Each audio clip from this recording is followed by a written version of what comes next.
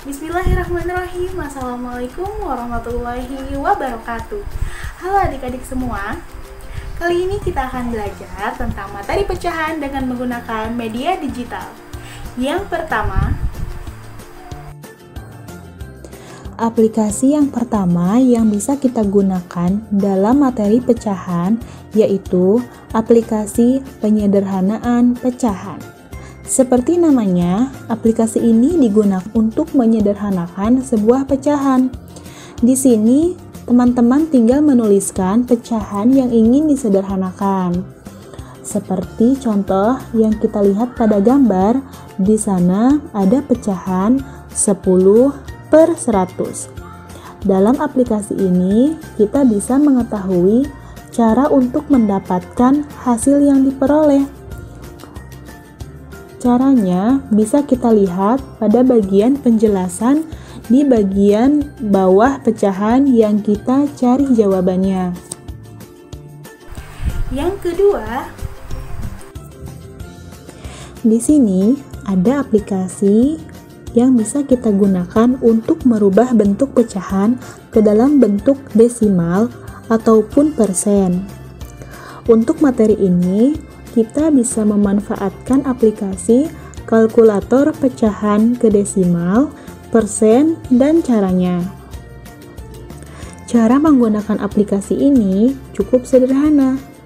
Di dalam aplikasi ini terdapat fitur-fitur yang bisa membantu kita untuk memahami materi perubahan pecahan ke dalam desimal maupun persen. Salah satunya yaitu fitur converter. Fitur ini bisa kita gunakan untuk mengubah pecahan ke dalam bentuk desimal dan juga persen. Di dalam fitur ini juga terdapat penjelasan bagaimana cara mendapatkan hasilnya.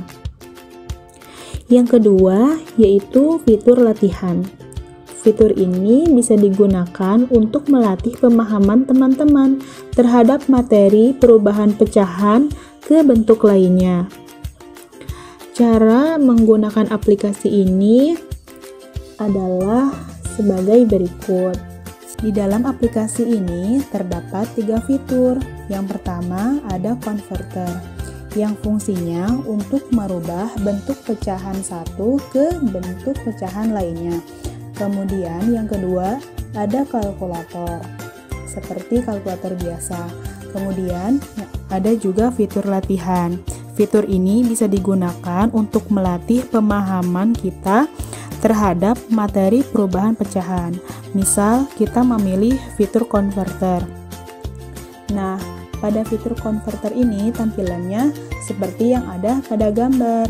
Misalkan, kita memasukkan bentuk pecahan biasa 9/6 ke bentuk pecahan desimal, maka kita pilih menu konversi ke bentuk desimal. Nah, ini adalah hasilnya dan pembahasannya. Ini juga berlaku apabila kita memilih bentuk ke bentuk lainnya. Kemudian ada menu latihan.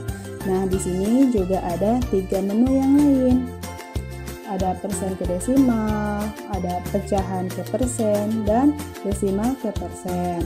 Misalkan kita memilih merubah persen ke desimal.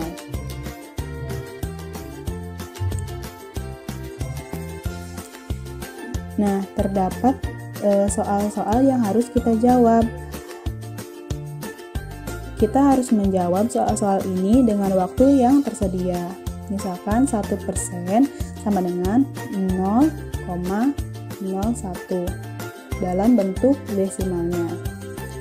Nah, jika jawaban benar, maka akan terlihat warna hijau. Dan apabila jawabannya salah, maka akan berwarna merah. Dan jawaban yang benar akan muncul berwarna hijau.